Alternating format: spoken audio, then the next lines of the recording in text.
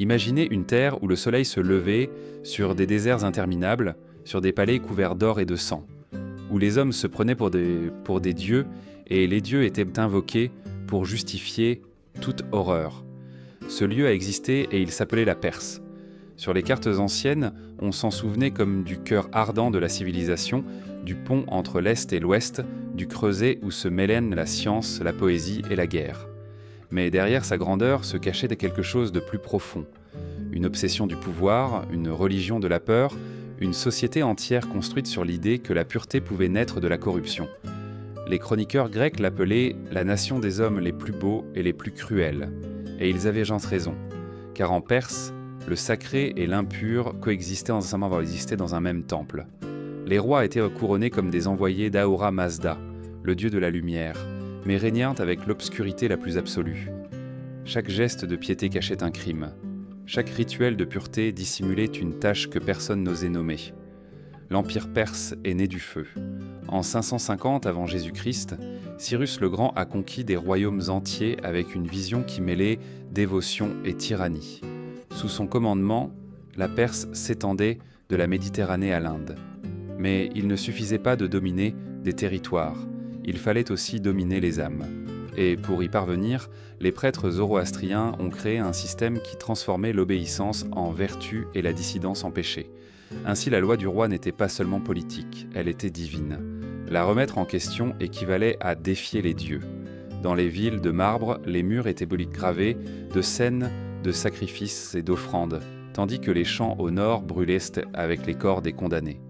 Les caravanes transportaient à l'autre côté de la soie et des épices, mais aussi des rumeurs de terreur. Personne n'échappait au contrôle des yeux du roi. Son regard était une sentence, son silence un jugement. Dans un empire si vaste, la peur était le seul langage que tous comprenaient. Cependant, le plus effrayant était la façon dont cette peur s'était transformée en habitude. La violence ne se cachait pas, elle se célébrait. La mort n'était pas une tragédie, c'était un outil d'équilibre cosmique. Les Perses croyaient que chaque acte cruel servait à maintenir l'harmonie de l'univers, comme si la souffrance d'un seul était le prix inévitable de la paix de millions. C'était une théologie de la douleur, et personne ne pouvait y échapper. À l'intérieur des temples de feu, les prêtres prêchaient que la pureté de l'âme devait se refléter dans la pureté du sang. C'est une idée dangereuse car elle est vite devenue loi. Pour conserver la lignée divine, les rois ont commencé à épouser leurs sœurs. L'inceste est devenu une vertu et l'hérésie un amour interdit. En surface, il s'agissait de préserver la royauté. En réalité, c'était une tentative de défier la nature elle-même. C'est ainsi qu'est née l'une des traditions les plus sombres de la Perse. L'union entre frères et sœurs, une pratique que le peuple observait avec révérence, sans comprendre le prix génétique et spirituel que cela entraînerait. Et tandis que les autels brûlaient d'encens et de chants, les ombres du palais murmuraient au rang des noms d'enfants difformes, de princes fous, de reines consumées par la culpabilité. Mais la foi était plus forte que la raison. Personne n'osait douter, car douter était un blasphème, et le blasphème se payait de la vie. La Perse n'était pas seulement un empire de guerriers, c'était un laboratoire de l'âme humaine, où la lumière et l'obscurité se mêlaient jusqu'à devenir indiscernables. Là, la beauté et la cruauté étaient les deux faces d'un même Dieu. Le peuple adorait la perfection de l'ordre, sans remarquer que cet ordre reposait sur des os humains. Dans les prochains chapitres de cette histoire, vous découvrirez un monde où l'amour était un devoir, la justice, une torture, et la dévotion, une condamnation. Où les corps étaient des instruments du pouvoir, et le pouvoir une forme de foi. Préparez-vous à entrer dans l'ancienne Perse, l'endroit où l'horreur portait des tuniques de soie et des couronnes d'or. Au cœur de l'empire perse, les murs du palais résonnaient beaucoup de chants qui parlaient de pureté et de dévotion. Mais parmi ces notes sacrées se cachait une vérité impensable. L'amour était interdit et seul le devoir envers le sang était digne des dieux. Les rois perses croyaient pensant que leur lignée provenait directement de la volonté divine. Pour conserver cette perfection supposée, ils épousaient leur propre sœur, convaincus que c'était ainsi qu'ils maintenaient intacte l'essence céleste de leur famille. Ce qui, pour le reste du monde, était une abomination, était pour eux un acte de foi. Cambiste II, fils du légendaire Cyrus le Grand, fut le plus dévot à cette croyance. Son mariage avec 2 de ses sœurs ne fut pas un secret, mais un spectacle. Les prêtres zoroastriens bénirent cette union par des prières et du feu sacré, tandis que les nobles applaudissaient extasiés. Les rues de Persépolis se remplirent d'encens, d'or et de parfums comme si le ciel était descendu sur terre. Mais derrière les hymnes se cachait un écho plus sinistre. Chaque baiser entre frères et sœurs était une déclaration de pouvoir, une négation de l'humain. Les Perses m'ont appelé en ce rite Oxwedoda l'union avec les siens. Selon eux, en mélangeant le même sang, on renforçait le lien avec Ahura Mazda, le dieu de la lumière. Mais les historiens ultérieurs le considéraient comme un pacte avec l'obscurité. Les conséquences biologiques de cette pratique furent inévitables. Déformations, maladies mentales, des générations entières marquées par la dégénérescence génétique. Cependant, personne n'osait l'arrêter. La tradition était loi, et la loi était divine. La peur de corrompre le sang sacré créa une élite repliée sur elle-même, une lignée de rois qui se méfièrent de tout ce qui n'était pas le reflet de leur propre visage. Dans les chambres de marbre, les portraits de leurs ancêtres se multipliaient comme des miroirs déformés, leur rappelant leur devoir de préserver la pureté à tout prix. Et ainsi les mariages devinrent des cérémonies de sacrifice déguisées en amour. Les princesses naissaient déjà promises, non par amour ou par convenance politique, mais par un destin imposé. Leur enfance était mesurée en jours de réclusion, se préparant au moment où leurs frères aînés réclameraient leurs mains. Les prêtres leur enseignaient que résister, c'était offenser les dieux. À 13 ou 14 ans, elles étaient présentées lors de mariages colossaux où le luxe servait à cacher la tragédie. Des milliers de fleurs, des banquets interminables, des bijoux aveuglants. Mais aucun sourire n'était sincère. Derrière le voile, le regard de chaque marié était vide. Les rois ivres de pouvoir confondaient dévotion et possession. Ils se croyaient les gardiens d'une pureté céleste, alors qu'en réalité, ils condamnaient leur propre lignée. Dans les récits les plus anciens, on dit que certains enfants naissaient avec des yeux de couleurs différentes, une peau pâle et des voix sans âme. Les prêtres les appelaient « enfants de l'épreuve », convaincus que les dieux les envoyaient pour mesurer la foi de la famille châtain royale. Aucun d'entre eux ne survivait longtemps. Et pourtant, cette pratique ne se limita pas au trône. La noblesse perse l'imita avec ferveur.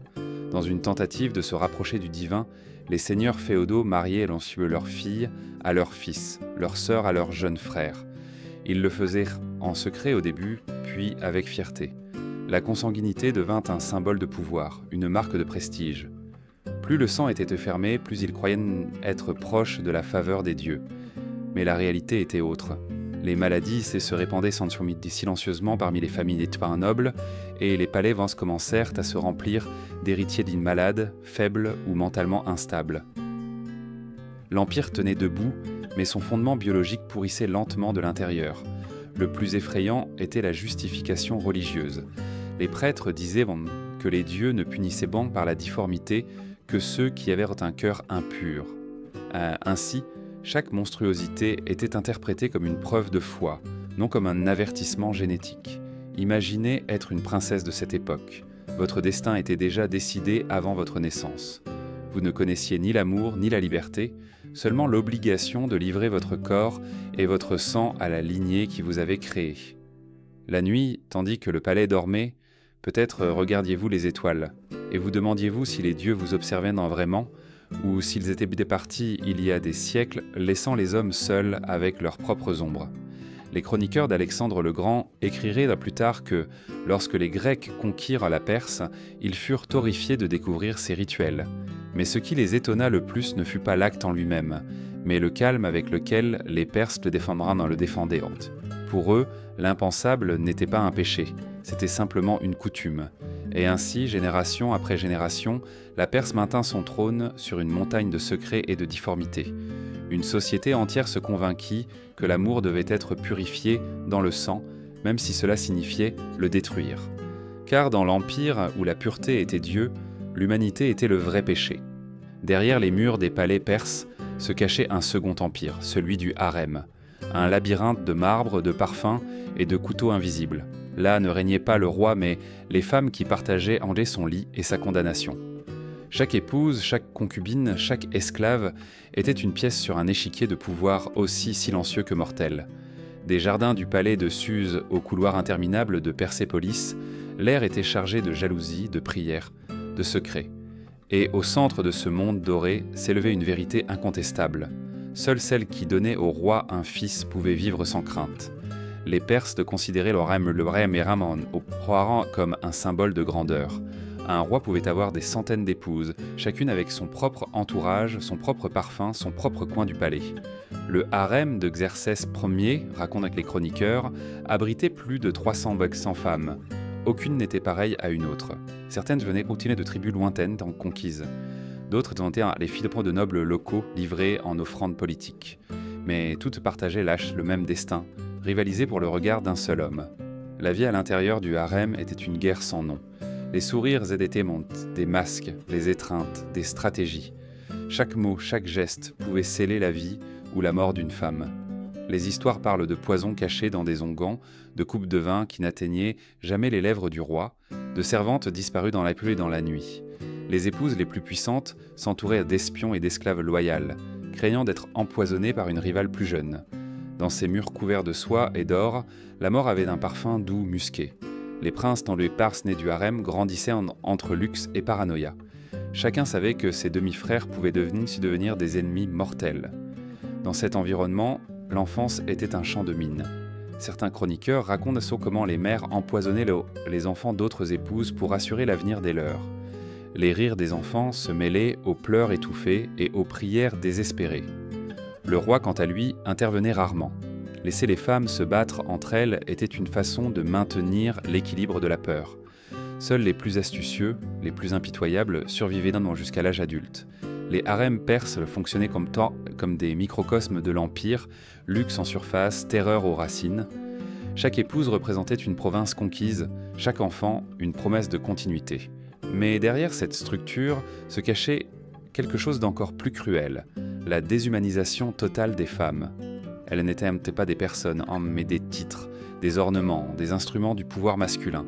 Leur valeur dépendait de l'utérus, leur voix était interdite. Dans les lois de l'Empire, l'épouse n'avait aucun droit. Elle pouvait être battue, vendue ou exécutée sans jugement. Imaginez une jeune épouse, à peine 16 ans, qui a été choisie parmi des centaines. Ses mains tremblent tandis que les serviteurs la couvrent de bijoux et de huiles parfumées. Elle sait que cette nuit décidera de son destin. Si le roi la regarde, elle vivra entre soi et peur. S'il l'ignore, elle sera oubliée pour toujours, transformée en ombre entre les murs. La beauté était une malédiction, et l'indifférence une sentence. Il y avait cependant des femmes qui apprirent à survivre dans ce labyrinthe. Certaines devinrent des conseillères secrètes, des voix qui murmuraient sans des idées menant à l'oreille du monarque. D'autres usèrent un peu de manipulation et de charme pour s'assurer une place de pouvoir. Mais la plupart étaient des fantômes vivants, des corps enfermés dans l'or, des âmes piégées dans le silence. Les murs du harem entendaient plus de confessions que les temples, plus de prières que les sarsaïères que les prêtres. Chaque nuit, les échos des prières féminines s'élevaient vers les plafonds voûtés, cherchant un dieu qui ne répondait pas. Les historiens modernes dépeignent souvent le harem comme un symbole de luxe oriental, mais en réalité, ce fut une prison. Une prison enveloppée de soie. Les femmes n'y étaient pas libres, même dans la mort. Lorsqu'une épouse mourait, son corps était traité comme la propriété du roi. Elle était enterrée sans nom, sans prière, couverte de tissu pour ne pas contaminer l'air royal. Seule celle qui avait donné un héritier recevait en des funérailles dignes. Ce système d'enfermement et d'obéissance a façonné l'esprit de l'Empire. Les hommes apprirent à dominer, les femmes à se taire. La violence s'héritait, tout comme le sang. Et dans ce cycle interminable, la Perse perfectionna une forme de contrôle basée sur la peur la plus profonde, la peur de l'oubli. Car dans le harem, être oublié était pire que mourir. Cette obsession de la pureté, de la beauté et de l'obéissance allait créer les racines d'une culture où le pouvoir masculin est devenu absolu, où l'amour était un outil de domination et la compassion une faiblesse. Dans l'Empire perse, même les sentiments devaient obéir à la loi du roi. Dans la partie suivante, vous verrez comment cette même logique, celle du pouvoir déguisé en justice, s'étendait au-delà des murs du palais. Car si les femmes étaient rendues prisonnières sans du désir du roi, les sujets étaient hors de sa justice. Et en Perse, la justice était des synonymes de torture. La justice perse ne connaissait pas la clémence. Dans un empire où le roi était considéré comme un dieu vivant, la loi ne servait pas à protéger le peuple, mais à lui rappeler sa petitesse. Chaque décret, chaque sentence portait le poids de la peur. Et si l'amour en Perse était une forme d'obéissance, la justice était une forme de châtiment divin. Les Perses ne croyaient pas au pardon. Pour eux, le crime n'était pas seulement une offense à l'État, mais une tâche spirituelle contre l'ordre de l'univers. Ainsi naquit un système où la torture devint un spectacle. Les châtiments n'étaient plus pas appliqués en secret. Ils étaient publics, cérémoniels, soigneusement conçus pour s'inscrire dans la mémoire collective. Sur les places d'Ecbatane ou de Persépolis, les condamnés ne mouraient pas simplement. Ils étaient transformés en avertissements vivants. L'une des méthodes les plus redoutées fut le scafa, connu sous le nom de bateau de bateau. La victime était dénudée et placée entre deux canoës en bois, la tête, les mains et les pieds des sont découverts. Les bourreaux le nourrissaient de lignes de lait et de miel jusqu'à provoquer la diarrhée. Puis, ils enduisaient son visage et ses membres de plus de miel, attirant des essaims d'insectes sous le soleil ardent. En quelques heures, le corps était couvert de mouches, de guêpes et de larves. Pendant des jours, les vers se nourrissaient de la chair vivante, tandis que le condamné respirait encore. C'était une mort lente, transformée en théâtre religieux. Le châtiment des traîtres à la divinité du roi. Mais le scafa n'était que le début. L'empalement était l'outil favori des juges impériaux. Un pieu aiguisé, soigneusement graissé, était introduit par le rectum du condamné et ressortait par l'épaule ou la gorge. Puis il était planté verticalement dans la terre, laissant le poids du corps le pousser lentement vers le bas. Certains agonisaient en 3 jours entiers, tandis que les prêtres récitaient un peu des prières sur la purification de l'âme. Chaque cri était interprété comme une confession. Il y avait des châtiments pour tous les niveaux de péché. Un voleur perdait les mains, un menteur était fouetté jusqu'au délire, un adultère était lapidé devant toute la communauté. Mais le plus terrifiant était l'arbitraire. En Perse, il n'était pas nécessaire d'être coupable pour mourir. Un simple mauvais regard suffisait. Regarder le roi sans permission était une insulte aux dieux. Parler avant qu'il ne l'ordonne signifiait une décapitation immédiate. Personne n'était en sécurité, pas même les princes. Il existe des chroniques qui racontent comment le propre fils de Darius fut exécuté pour être arrivé en retard à une cérémonie. Un autre prince fut fouetté à mort pour avoir contredit son père en public. La terreur ne distinguait ni le sang ni le rang. C'était le langage universel du pouvoir. Toute la cour vivait une chorégraphie de soumission. Pas mesurés, têtes inclinées, mains visibles, respiration contenue. Même un éternuement pouvait être interprété comme un défi. Cette culture de la peur absolue n'était pas seulement politique mais théologique. Les prêtres zoroastriens enseignaient que la douleur purifiait l'âme, que la souffrance d'un individu maintenait l'équilibre cosmique entre la lumière et l'obscurité. C'est ainsi qu'ils justifiaient chaque tourment. La justice divine n'avait pas besoin de compassion, car la compassion était considérée comme une faiblesse humaine. Dans la vision perse, l'ordre devait être maintenu par le feu et le fer. Les châtiments devinrent des des rituels. Les familles des condamnés devaient y assister et regarder. Certains s'évanouissaient, d'autres crièrent que des prières implorant le pardon. Mais personne ne pouvait détourner le regard. Voir le châtiment faisait partie de l'apprentissage moral du citoyen. C'était une pédagogie de l'horreur, qui voyait, obéissait. Imaginez marcher dans une rue de Babylone sous domination perse et entendre les tambours annonçant une exécution. Le peuple y accourait comme à une fête, des enfants sur les épaules de leurs parents. Au coucher du soleil, le sang brillait sous l'éclat des torches. Et lorsque le bourreau levait l'épée, le silence était absolu. Personne ne pleurait, personne ne criait. On n'entendait que le son sec de la chair coupée et le vent emportant les cendres. C'était la leçon. En Perse, la vie n'appartenait pas aux hommes, mais au roi. Et le roi était l'incarnation des dieux. Sa parole était la frontière entre l'existence et le néant. C'est ainsi que la paix était maintenue, non par respect, mais par la terreur, Pendant des siècles, cette stratégie a fonctionné. L'Empire perse fut un modèle de stabilité, non par justice mais par peur. Les rébellions étaient quasi inexistantes. Les citoyens préféraient dans le silence à la tombe. L'obéissance est devenue un instinct, et la peur une religion. Mais un système basé sur la douleur ne pouvait pas durer éternellement. Chaque coup de fouet, chaque mort injuste, chaque enfant obligé de regarder l'exécution de son père semait une graine de rancœur. Et ces graines grandiraient avec le temps jusqu'à fleurir lors de la chute de l'Empire. Car aucun dieu, pas même les dieux de Perse, ne peut soutenir un trône construit sur la souffrance éternelle. Si la justice en Perse s'écrivait avec du sang, l'éducation se forgeait à coups. Dès le plus jeune âge, les enfants étaient modelés pour servir l'Empire. Il n'y avait pas de place pour l'innocence ni pour le jeu.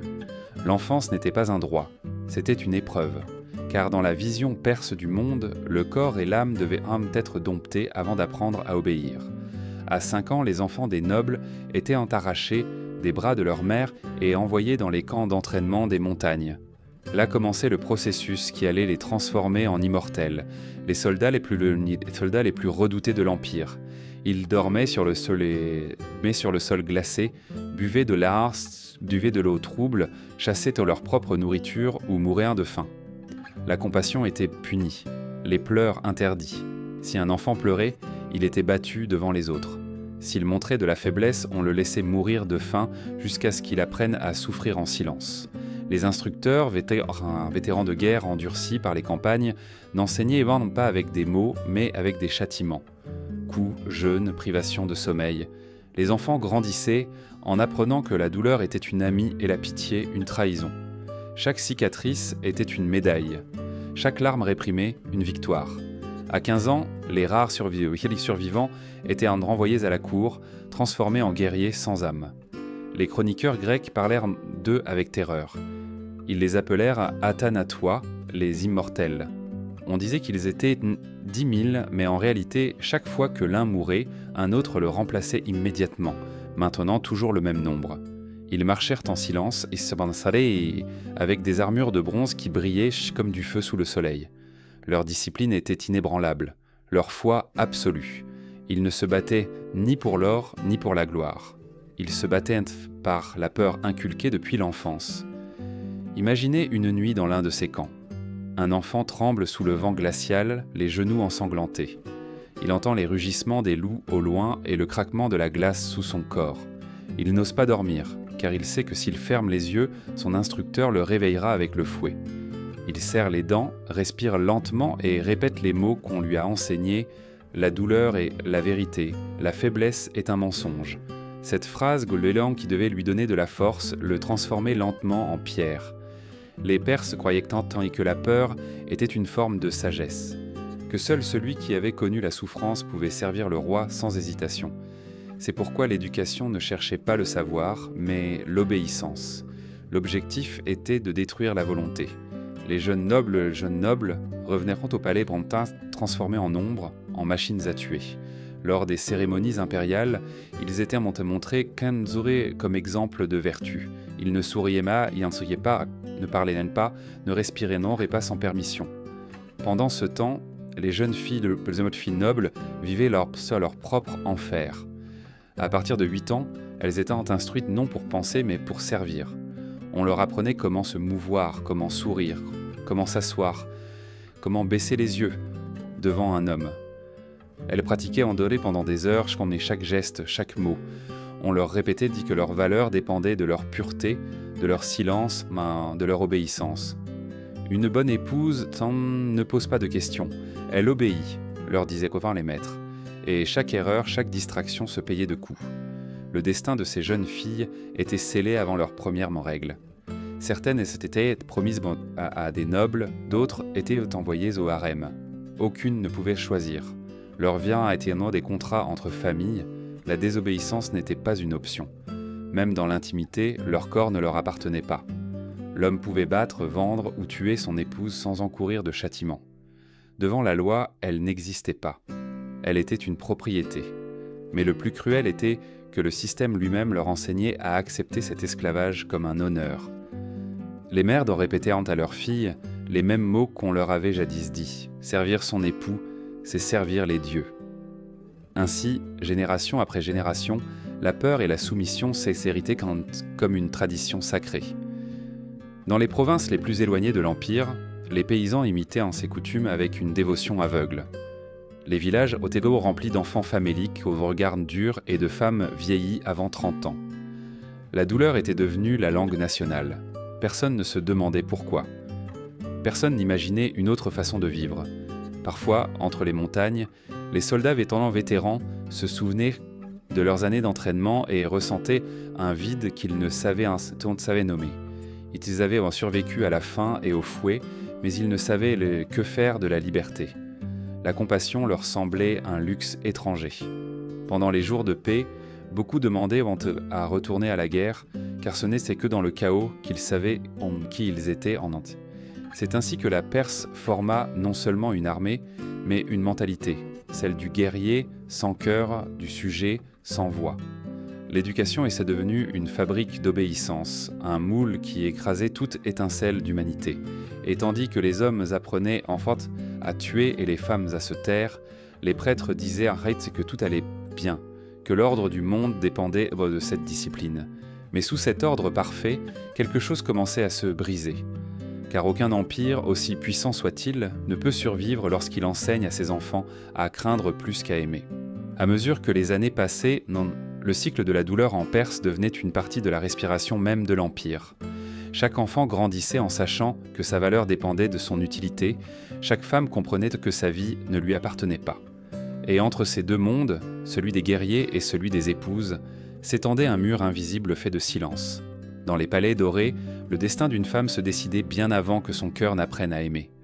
Les jeunes filles nobles étaient promises dès leur naissance. Leur lignée était une monnaie que les hommes utilisaient pour sceller des alliances ou démontrer leur pouvoir.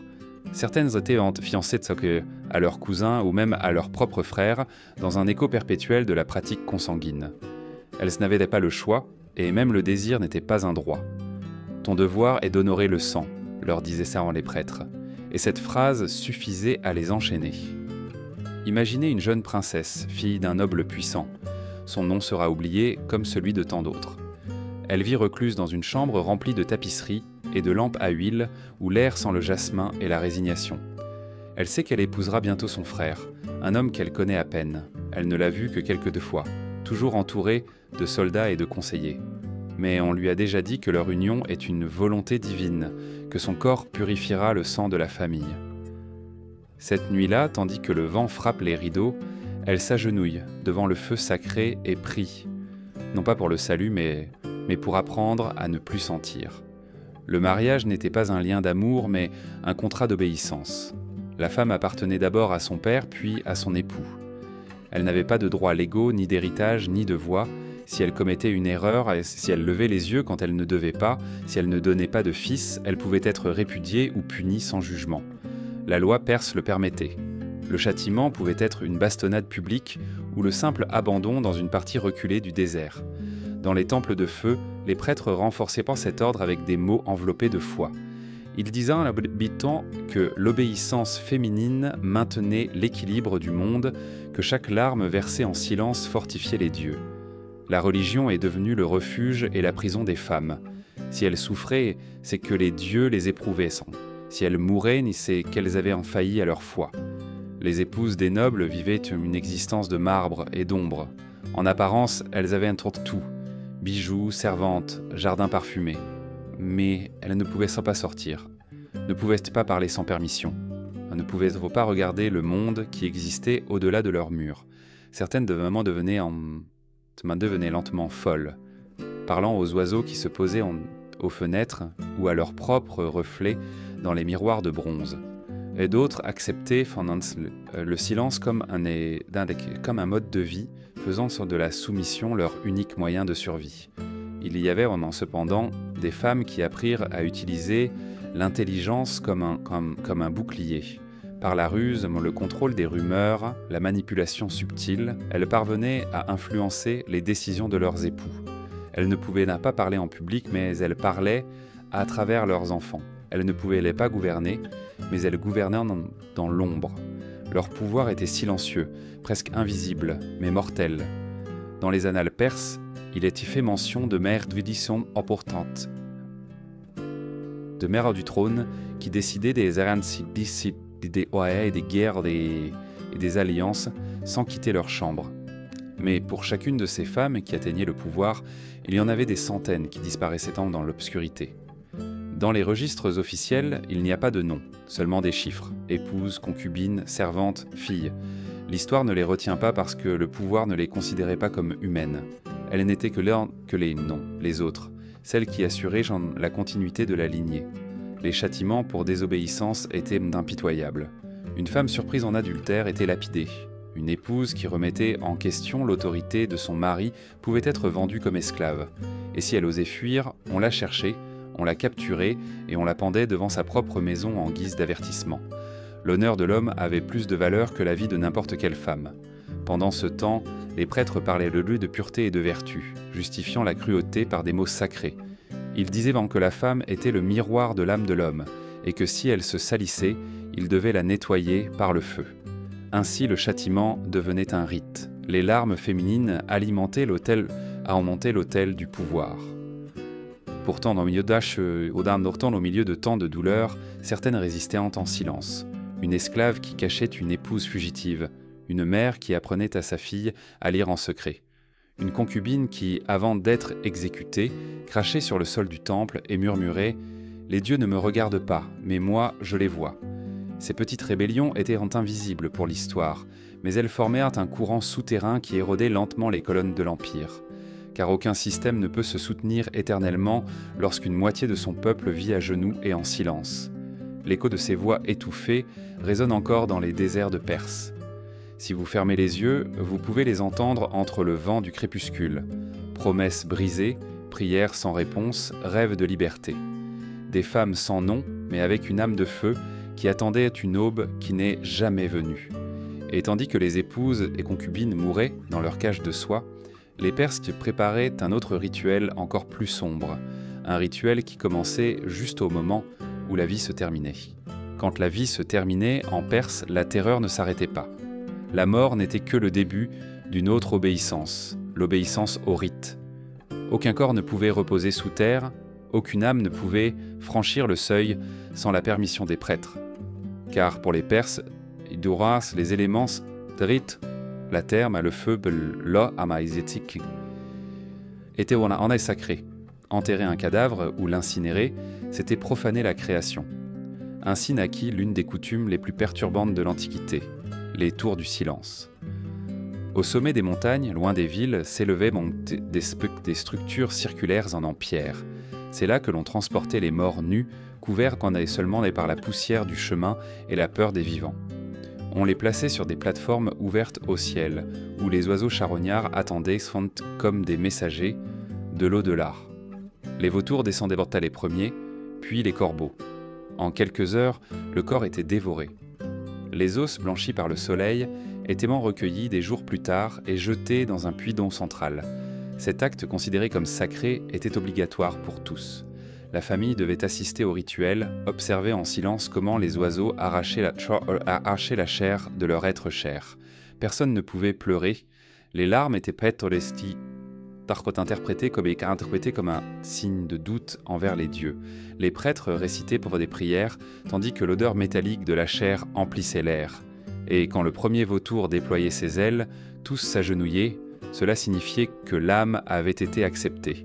Mais si les oiseaux ne s'approchaient pas, s'ils tournaient en l'air sans toucher le corps, l'horreur commençait.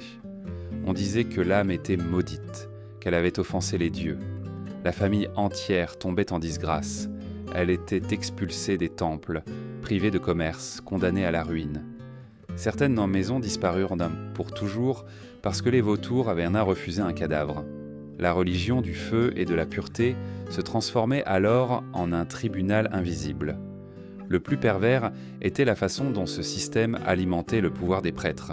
C'étaient eux qui interprétaient les signes, qui décidaient si une âme était pure ou impure, et aussi ceux qui offraient des rituels spéciaux pour assurer l'acceptation divine, des rituels qui coûtaient des fortunes. Ils promettaient d'attirer les vautours avec des parfums, des mantras, des offrandes. Les familles désespérées livraient leurs richesses pour une promesse qu'elles ne pouvaient jamais vérifier. Les temples se remplirent d'or tandis que les peuples tombaient dans la pauvreté. Ainsi même dans la mort, la peur continuait de régner. On ne craignait ni l'enfer ni le châtiment éternel, on craignait que les vautours ne viennent pas. Que votre âme reste piégée dans les limbes, oubliée des dieux et méprisée des hommes. C'était une forme de contrôle parfaite. Même le plus puissant ne pouvait échapper au jugement du ciel, car ce jugement était dicté par les prêtres. Imaginez une matinée grise dans l'une de ces tours. Le vent coupe la peau, un groupe d'hommes monte par le sentier, portant un corps enveloppé de lin. La famille marche derrière, sans parler. En haut, le prêtre les attend avec une torche allumée. Il prie à voix basse, tandis que le corps est déposé sur la pierre. Le silence est absolu. Soudain, un croassement déchire l'air. Un vautour descend en spirale, suivi d'autres. Les plumes noires couvrent la chair, la foule soupire. Le prêtre sourit. L'âme a été pardonnée. À ce moment-là, le pouvoir religieux se sent tangible. Les dieux semblent en présent. Mais ce qui domine réellement la scène n'est pas la foi, mais la peur. Peur d'être le suivant, peur de ne pas être dévoré, peur d'être oublié. La mort en Perse était un miroir du pouvoir. Silencieuse, rituelle, contrôlée. Certains philosophes grecs qui voyagèrent dans l'Empire écrivirent sur ces tours avec effroi. Ils disaient que le peuple perse avait confondu la pureté avec la négation de la vie, que leurs cérémonies n'étaient n'étaient pas des hommages aux morts, mais une façon de punir les vivants. Et ils avaient peut-être raison, car dans une société où même les cadavres obéissent, la liberté cesse d'exister. Les prêtres zoroastriens ont utilisé cette peur comme outil politique pendant des siècles. Ils promettaient le salut en échange d'or. Ils menaçaient de malheur ceux qui remettèrent en question les rituels. Les tours se sont multipliées, les offrandes ont augmenté. La Perse est devenue une civilisation où les vivants travaillaient pour assurer une mort acceptable. Et le plus ironique de tout était que, sous la lumière du soleil, les oiseaux qui dévoraient les morts se nourrissaient aussi de l'Empire lui-même. Chaque corps offert était une petite victoire de la peur sur l'espoir, une confession collective de soumission. Avec le temps, les tours du silence sont devenues un symbole du pouvoir perse. De loin, leurs silhouettes semblaient des gardiens de l'horizon. Mais en réalité, elles étaient des monuments à la fragilité humaine. Elles rappelaient à tous que ni l'or, ni la noblesse, ni la dévotion ne pouvaient vous sauver d'être réduits en ossements blancs sous le soleil. Et tandis que les vautours accomplissaient leurs tâches dans les hauteurs, dans les palais, le roi affrontait sa propre obsession de la pureté. Car si les morts devaient être propres, le corps du monarque devait être parfait, intouchable, divin. Et cette obsession allait pousser la folie à un niveau encore plus absolu. Or, dans les palais de Persépolis, la pureté n'était pas une vertu, c'était une religion. Le roi n'était pas un homme, il était le reflet vivant des dieux. Son corps devait rester incontaminé, sa respiration devait sentir l'encens, sa peau ne pouvait être touchée par des mains communes. Personne, pas même les médecins, n'avait la permission de l'approcher directement. Lorsqu'il tombait malade, les prêtres observaient ses symptômes à distance, récitant des prières pour ne pas souiller sa sainteté. Si le roi toussait, la cour tremblait. S'il saignait, cela était interprété comme un mauvais présage cosmique. L'eau avec laquelle il se baignait devait provenir de sources sacrées, parfois situées à des centaines de kilomètres du palais. Des caravanes entières partaient à travers le désert, transportant des jarres d'or scellées. Si une seule se brisait, si le seau se fissurait, toute la cargaison était détruite et le voyage devait recommencer. Le roi pouvait attendre des semaines sans se baigner, mais jamais utiliser de l'eau impure. Chaque goutte devait être digne du contact avec sa peau divine. Les cuisiniers royaux vivaient en isolement total. Dès le moment où ils étaient choisis, ils étaient confinés à l'intérieur des cuisines du palais, sans possibilité de voir le monde extérieur. Ils passaient des années, des décennies, à préparer des plats qu'ils ne goûteraient jamais eux-mêmes. Leur famille ne pouvait leur rendre visite que 2 fois par an, sous surveillance. Les ingrédients étaient inspectés par 30 gardiens de la pureté. Un seul grain de blé suspect pouvait condamner tout le lot. Des milliers de kilos d'aliments étaient détruits par précaution. Pendant ce temps, dans les villages, le peuple mourait de faim. La cour, cependant, continuait de jeter du pain et du vin dans les déserts pour pour purifier pour Sévilla les excès. C'était un contraste obscène. Tandis que les paysans enterraient leurs enfants, le roi faisait brûler la nourriture par crainte de la contamination. Et les prêtres l'applaudissaient, disant que la pureté du monarque assurait la stabilité du monde. Cette obsession du propre et du sacré s'étendait à chaque recoin de l'Empire.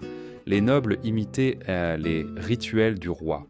Ils se lavaient les mains avec du lait, portaient des tuniques de mine blanche, évitaient de toucher les serviteurs. Les temples se remplissaient d'encens, mais l'odeur réelle était celle de la peur.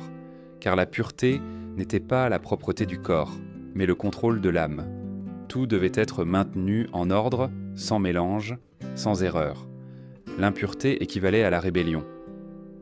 Dans les couloirs du palais, les serviteurs marchèrent en silence, les mains croisées sur la poitrine pour ne rien toucher par accident. Si l'un d'eux trébuchait ou brisait un objet sacré, il pouvait être exécuté sur le champ. Même les animaux appartenant au roi étaient traités comme des prolongements de sa divinité. Les chevaux dormaient sur des tapis. Les chiens étaient nourris de viande d'agneau. Mais si un animal montrait des signes de maladie, il était sacrifié immédiatement, non par pitié, mais pour éviter que l'impureté n'atteigne la cour. Tout le système vivait sous la logique de la perfection. Une perfection si rigide qu'elle commençait à s'effondrer de l'intérieur. Car la pureté absolue, lorsqu'elle est imposée par la force, se transforme en maladie. Les médecins étrangers qui ont voyagé à la cour perse ont rapporté des scènes d'hystérie collective. Des courtisans qui se baignaient 10 fois par jour, des prêtres qui purifiaient l'air par le feu, des reines qui refusaient de toucher le sol de leurs pieds tant pieds nus. La peur de l'impur avait remplacé la foi. Psychologiquement, le roi devenait prisonnier de son propre culte. Il ne pouvait manger sans soupçon, ne pouvait dormir sans garde surveillant sa respiration, ne pouvait même pas faire confiance à ses enfants. Il vivait entouré de luxe et de solitude, adoré par des millions mais touché par personne. C'était l'homme le plus puissant du monde, et en même temps, le plus isolé. Cet isolement du pouvoir créa une caste complètement déconnectée de la réalité. Les nobles évoluaient dans un univers parallèle, convaincus que leur sang les rendait immortels, que leur corps était des plus purs que ceux du peuple. Ils ne voyaient ni la misère, ni la maladie, ni la faim qui grandissait aux marges de l'Empire. Et quand ils le voyaient, ils le considéraient comme une offrande nécessaire. Cette indifférence morale fut le début de la fin. Car tandis que les prêtres comptaient les pièces de leur rituel et les nobles se baignaient dans du lait, les légions macédoniennes marchaient déjà vers l'est. La pureté avait affaibli l'Empire plus que n'importe quel ennemi. L'obsession de rester incorruptible l'avait corrodé de l'intérieur. Le mythe du roi Dieu commençait à se fissurer. Son corps, intouchable, serait bientôt poussière. Son palais, son sanctuaire de marbre et d'or, deviendrait ruine. Car aucune divinité ne survit lorsqu'elle oublie qu'elle est née de la chair. Dans la prochaine partie, l'histoire montrera son dénouement inévitable, l'effondrement d'un empire qui confondit la peur avec la foi et la pureté avec le pouvoir. L'Empire perse avait bâti son pouvoir sur des colonnes d'or et de silence. Mais toute structure, aussi sacrée qu'elle puisse paraître, s'effondre lorsque sa base est faite de peur. En l'an 330 avant Jésus-Christ, le rugissement des sabots macédoniens traversa les frontières de l'Est. Alexandre le Grand, jeune et audacieux, marchait à la tête d'une armée qui ne craignait pas les dieux perses. Il portait avec lui quelque chose de plus dangereux que des lances, la certitude que les hommes pouvaient tuer les dieux. Lorsque les troupes grecques arrivèrent aux portes de Persépolis, l'air sentait la fumée et la décadence. Les jardins sacrés étaient prêts à abandonner, les fontaines asséchées, les serviteurs affamés. Les prêtres fuyaient avec des coffres d'or, les nobles s'enfermaient dans leurs chambres de marbre, priant des divinités qui ne répondaient non plus. La pureté avait échoué. Les dieux du feu et du sang gardaient l'ombre et le silence face à l'arrivée d'une force qui ne les reconnaissait pas. Alexandre ne conquit pas seulement le territoire, il démasqua le mensonge de l'Empire. Il trouva un peuple soumis, une cour corrompue, une lignée royale dégénérée par des siècles d'inceste. Les corps parfaits de la royauté étaient déformés. Les héritiers divins étaient des malades qui ne pouvaient pas manier une épée. L'empire le plus puissant du monde antique s'effondra sans résistance. Le jeune conquérant, horrifié et fasciné à la fois, ordonna de détruire Persépolis. Les flammes dévorèrent les palais qui pendant des siècles avaient été le symbole de la pureté et du pouvoir. Les fresques des dieux se fissurèrent sous la chaleur. Les colonnes fondirent comme de la cire. Les harams se vidèrent, les prêtres furent exécutés, et les tours du silence furent abandonnées, sans corps à nourrir. Les vautours, privés de leur festin, s'éloignèrent envers le désert. Mais la chute de la Perse ne fut pas seulement militaire, elle fut spirituelle. La foi qui avait maintenu l'empire uni se dissipa comme du sable entre les doigts. Sans la peur, les hommes commencèrent à penser. Sans les prêtres, les familles découvrirent qu'elles pouvaient enterrer leurs morts avec dignité. Et sans le roi Dieu, le peuple comprit que les dieux ne vivaient pas dans les palais, mais dans les montagnes, dans le vent, dans son propre cœur. La splendeur du passé se transforma en ruine. Cependant, l'héritage de la Perse survécut, non comme une gloire, mais comme un avertissement. Les empires ultérieurs, romains, byzantins, ottomans, apprendraient Barçara du modèle perse. Ils copieraient en son art, sa potable et sa politique, et aussi sa terreur, car l'idée de gouverner par la peur est contagieuse.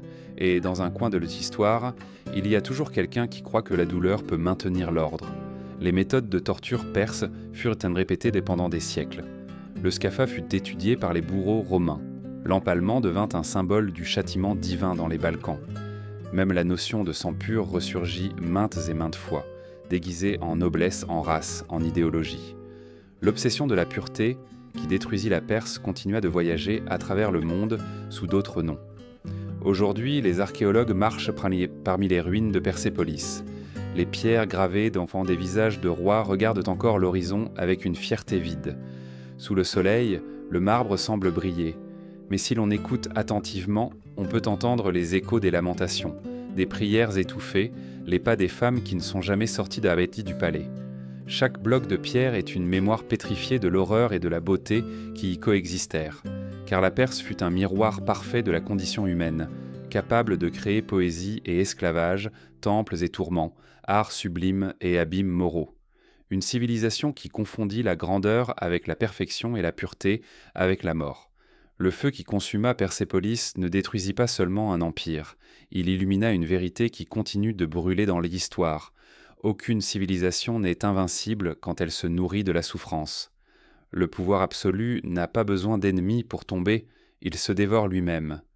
Peut-être est-ce pour cela que, lorsque le vent souffle entre les ruines, il semble que les pierres murmurent un avertissement éternel. Aucun trône n'est à l'abri de l'orgueil, aucune foi ne survit sans compassion. Et ainsi, tandis que les cendres du passé se confondent avec le sable du désert, la Perse nous laisse sa dernière leçon.